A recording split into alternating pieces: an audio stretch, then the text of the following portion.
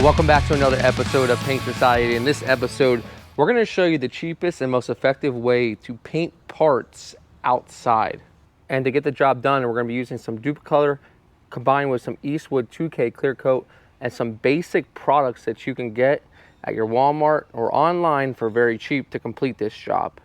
And the whole reason behind this job is a lot of my viewers, they just don't have a shop, number one, a garage, number two, and sometimes they're just left to paint in elements. So what I'm going to show you today is how can you get away with a pretty good paint job outdoors. Now, when will this project really fit your needs? Well, let's say you have an older vehicle and you have to replace a part, and well, you want to get the color. You can get the color at AutoZone sometimes, or you can even order online. And in the description, I'll put some places that you can get some color mixed online just for your own project. Now, I know a lot of you guys won't expect a perfect job, but you want to get the job done, make it look good, and get it back on the car and get the car back on the road again. And that's where this video comes into play. We're going to show you some of the techniques, very basic, very easy to learn, and very easy to pick up on what I have learned along the way and translate it into video for you guys so you can use it on your own project. So let's go ahead and get started. Now, the donor part we're using was about to hit the scrapyard, but we saved it, and we're going to be using it for demonstration purposes only. Now, this particular part does not need any primer, but for your project, we're going to show you the priming process. Let's say that you had some old paint, some bad paint. You could first sand it down with a 320 and then a 400 and then primer it. At this point, it doesn't have any scratches or anything like that. So all we'll be doing first is using our K600, which is a very easy sandpaper to use because it cuts very well and leaves a K600 scratch. And then we can go ahead and prime it. So let's show you how we use that and how we do it on this fender. The first thing we're going to want to do is clean the panel before we sand it, so we're not sanding any contaminants into the surface. If we have any contamination on the surface, we can have something called fish eyes or little bubbles here and there, and we don't want that.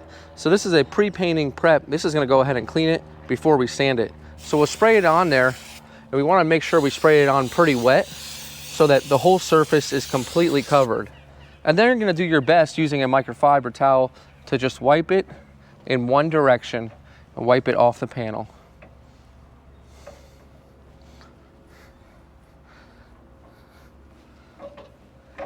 Once it's all clean, we're ready to give it a nice little sanding. To do that, we're going to use a piece of K600 from Eagle Abrasives and the hand pad, and basically what this is going to do is really go around the contours of the fender. All we really want to do is just scratch it up so that our primer can stick.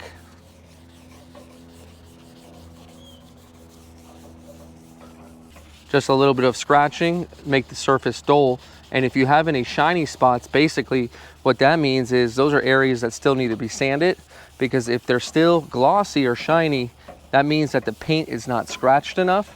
And what can end up happening is the paint will not stick in that particular area. So do your best to try to get all of those areas completely sanded down. Now, the reason why I like a 600 grit is it's not too aggressive, but it's aggressive enough so that it will scratch the surface so that the paint sticks. Now, the particular stand we're using is an Easy Flex stand. It is not necessary for the do-it-yourselfer, but since I have it in the body shop, it's great for demonstration purposes for this particular video. But you can just use a horseshoe stand that you can get from Home Depot. It will do just fine. Just keep in mind, it's best to paint the fender in the orientation that it will sit on the car. After sanding's been complete, you could see how it's completely cloudy and there's no glossy marks. This is exactly what you want before you primer. But we can't put primer over here. We're going to put pre-painting prep once again to clean it off. And once again, completely wet out the panel so the surface is completely covered in your cleaner. This will help float all of the contaminants to the surface, and simply all we'll have to do is wipe them off.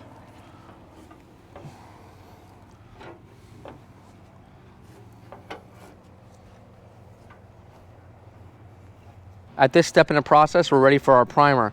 Keep in mind, this panel does not need any primer because it's basically brand new.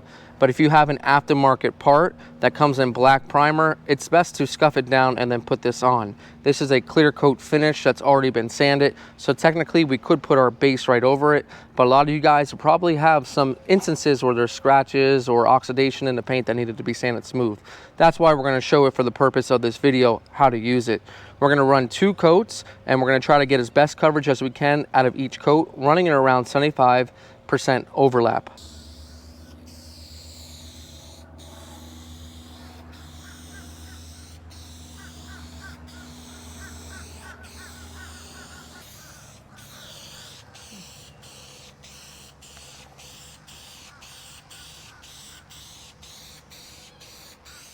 After 1 coat, you can see it's a little bit stripy, and that's fine.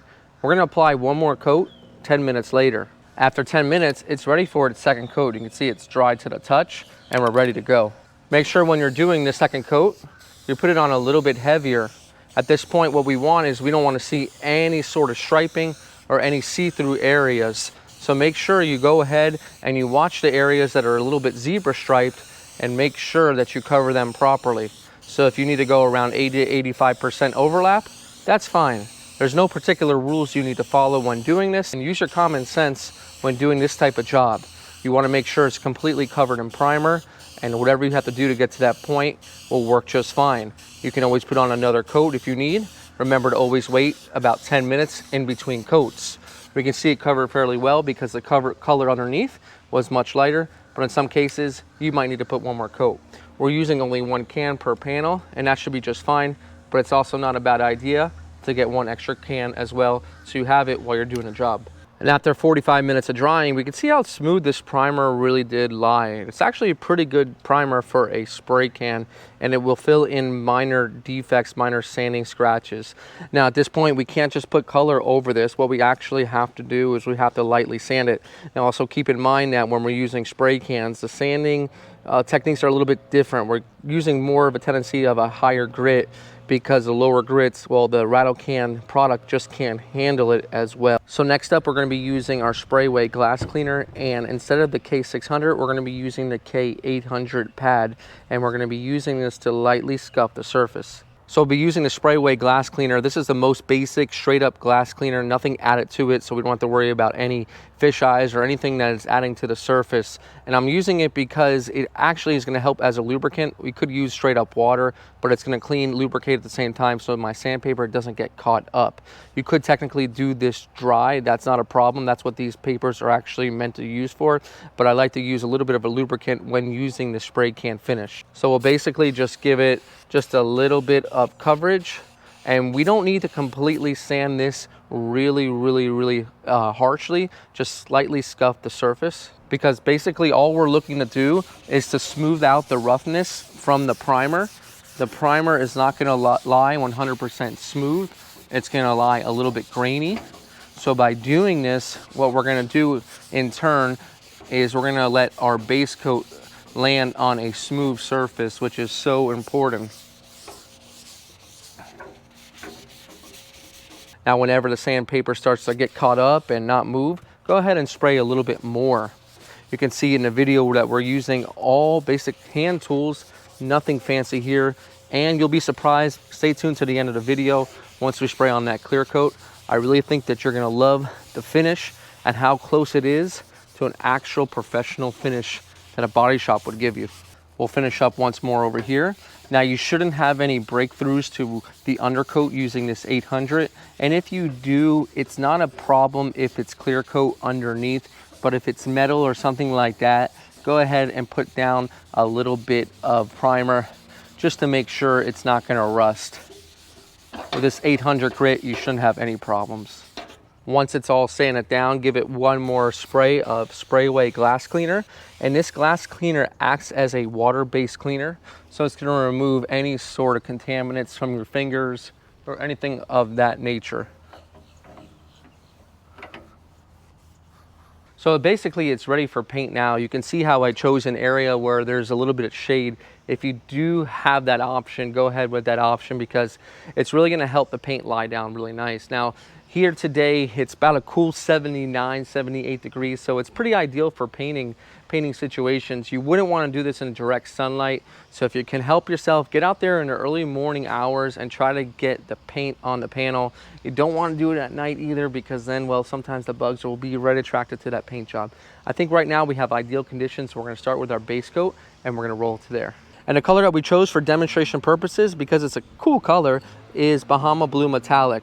I would suggest getting 2 cans because a blue is very, very hard to cover. And once again, you don't want to get yourself stuck in between the job and you have to go run and get more material. You want to get everything done at one time.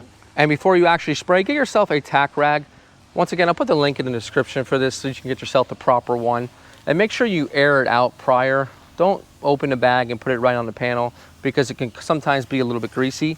Now we're going to do our best when we spray this to keep long patterns as even as possible. It's tough to do sometimes with the spray can, and it won't look good until about the 3rd coat because that's when you start to get full coverage. But one thing you can help is make sure that you are completely shaking this. It's always best to get your edges first if you can.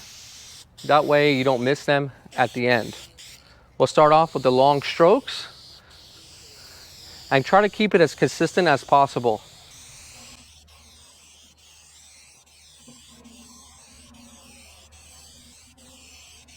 We can see that the paint is laying down very nice and very smooth. Now, the biggest mistake people will do is not give enough time in between coats.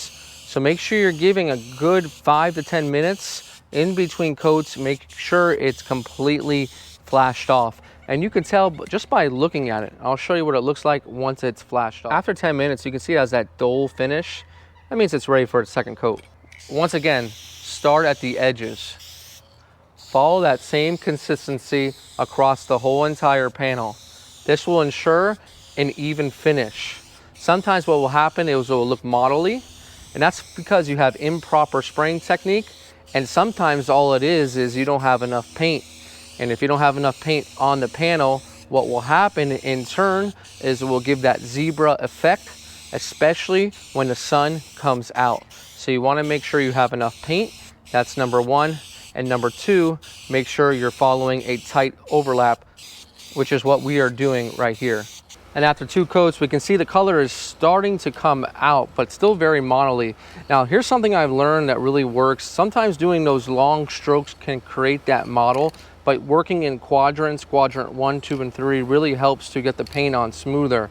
Some people might agree, some people might disagree, but this is the best way I've learned for spraying a particular panel just like this, so that we can really wet out a lot of area in one time. So basically I'll start here with quadrant number 1, and basically what I'm gonna do is really wet it out. And what this does in turn is it really helps get the area nice and smooth. And then immediately I will move over to quadrant number 2, and quadrant number 2 will wet out. So what we're doing instead is we're not waiting all that time to get across the panel and back down again. And what happens if you wait too much time, it's gonna start to get really dry. So we're gonna move into quadrant number 3 now. And I'm telling you guys, this stuff really does work when you're using it this type of way. And you'll be able to see in just a moment how this quadrant spray painting with spray cans really is a game changer. And then we'll just finish down here in quadrant number 4. I would work quadrants to be about 12 inches at a time, nothing more. Now look at the difference that we have here. See how it's much more even than what we had spraying it completely across? Sometimes this will happen with a metallic color. You're gonna have to make this adjustment. But give it a try first, doing the long strokes, and then try the quadrant way. We're gonna do 1 more quadrant spray after 10 minutes. And after 10 minutes, our final coat, we're gonna do 1 more quadrant spray. Remember, you wanna move very, very quickly. If you're slowing down, that's gonna give the paint too much time to dry. Remember, we're under the shade for a reason. We don't want our paint to dry. And I want you to really spray it on wet. You can see we're moving over now to quadrant number 3. And we're spraying it on fast, and we're spraying it on wet. By spraying it on wet, the wetter we spray it on, the smoother it's going to dry. You can see I'm about 2 to 3 inches from the panel. If I were to increase my panel distance, then the paint would hit the panel dry. We don't want that. And we'll finish here with quadrant number 4 as our last quadrant. spraying it on wet and close and fast. Now this is as good as it will get with a spray can finish. Now forget about everything you know about paint sprayers and spray guns and mist coats and drop coats and mist coats from a distance at the very end. It will not work with a spray can. You really have to follow the directions in this video if you want a good finish. Now this finish is ready for a nice clear coat, and I'm going to talk to you about the clear coat we're going to be using. It's not going to be the regular Duplicolor. Now the reason we're not using a regular Duplicolor clear coat is because that stuff is garbage. Now granted, this clear coat technically isn't compliant with a lacquer finish that we have on the base coat. It's the best possible rattle can finish that you'll get, and I've seen many jobs hold up very, very well for years. So that's exactly what we're going to be using on this fender. By doing so just like this, and then there's a valve stem on the bottom. We'll go ahead and we'll put it here, and then we're going to press very hard on a hard surface until you hear a snap or a pop. And basically what we have just done is we've broken the bladder inside. So now the catalyst and the clear coat are going to be mixed together. Now this is a ticking time bomb, so to speak. So you're not going to be able to use this after, I would say, a couple hours, because it's going to start to harden up. Now I've heard a lot of people put this in the refrigerator and still take it out a week later and use it with no problem. But I don't really advise that. I advise the proper way of doing it. It's been about a good 30 to 40 minutes and we're ready to spray down our clear coat finish.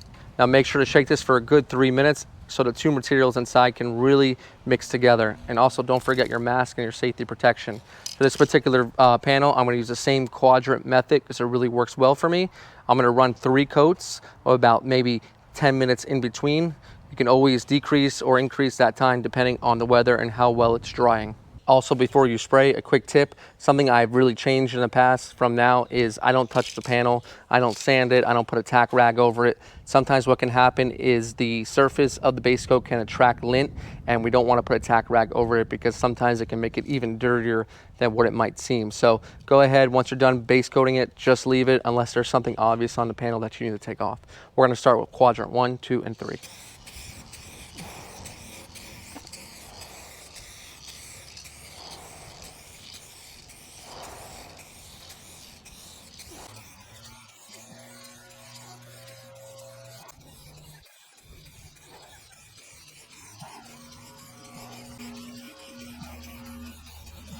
Now after the first coat, you might notice it has some dark spots here and there, and that's actually from the clear coat. It will leave the spray marks that will eventually come out. It's pretty much the solvents in the clear coat, and once they dry out, it will leave it a nice clear finish. Now also, keep in mind your first coat is not gonna look beautiful, but this is the foundation coat, and any coats we add on top of this just make it even better, but we don't want to overdo it. No more than 3 coats for a spray can, just because what we can have is solvent pop and dieback, and dieback is when the finish will start to dull up. So let's allow a good 5 to 10 minutes depending on your weather temperature, and then we'll lay down a second coat just the same way. We decided to wait a good 8 minutes, and we felt it over in this region, and we said it's a little bit sticky, and that's just what we want.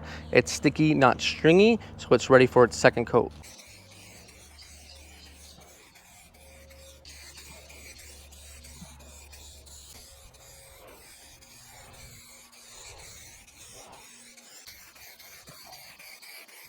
And after 2 coats, it's looking much more shiny.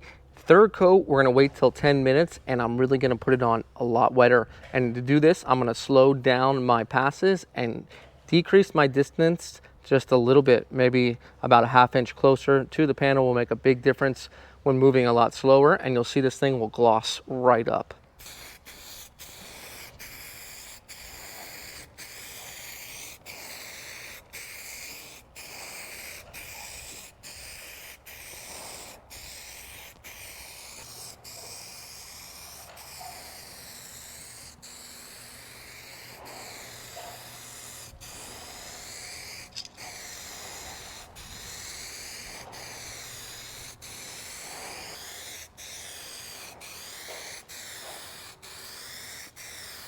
After that third coat, we gave it an hour to dry, and we see how beautiful the finish looks out of a spray can.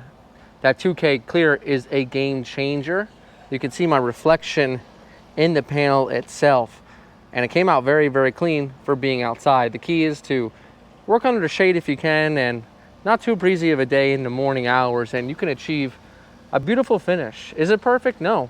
for a spray can finish, it looks fantastic. Now this project will work if you're doing some paint for your particular vehicle. You can get the color match paint from Duplicolor, or even online. I'll put an online supplier that you can use. Or maybe you just want to paint parts for a motorcycle, or if you want to paint parts for your car that don't particularly have to match the car, maybe accessory pieces. This is a great guide to use to paint your parts. And well, you can do it outside just like we have done here with a fantastic finish that you see here. You can see a high level of gloss, and a gloss that is 2K locked in. That means it's not going to fade. It has the hardeners, it has the UV protection that it's going to need. That UV protection is very important because you don't want it to look good and then, well, a month, 2 months, 3 months down the road, it looks like a dull rattle can paint job. The 2K product is what really separates the spray paint game when it comes to achieving OEM beautiful factory style finishes. It's not a factory finish, let's be honest. It's spray cans. Going down the road, someone sees this, they wouldn't know it's out of a spray can, to be honest, unless they got close and really looked at it. And even at that, it's hard to tell. Can you wet sand and buff it from here? Well, definitely yes, you can. If you plan on wet sanding and buffing, well, you would go over it with 2000 and then 3000 and then buff it up, but you at least wait a day. But let me give you my best opinion and my best advice. Don't wet sand and buff it. If it really needs it, scuff it down with that 800 grit that we showed you earlier that we used for the primer, and give it another coat or two of the Clearcoat, and that will really help you out and smooth out the finish if it's bumpy or if it's yucky. You can see here in the finish, there's no fish eyes, there's really no dirt to speak of, and it came out really good. So we're just gonna leave it as is. Well, with that said, we have a finish that came out beautiful, and a finish that you can achieve in your own garage or even outside on a beautiful day. I hope you learned something from this video, and I can't wait for you to get started on your project yourself. Let me know in the comments if this video helped you, or if you watched other videos from Paint Society and how they have helped you achieve a beautiful spray can finish. Like always, I'll leave the links in the description for the products used today so you can use them on your project. Guys, this is Brian from Paint Society reminding you, don't overthink it. It's just paint. I'll see you guys on the next episode.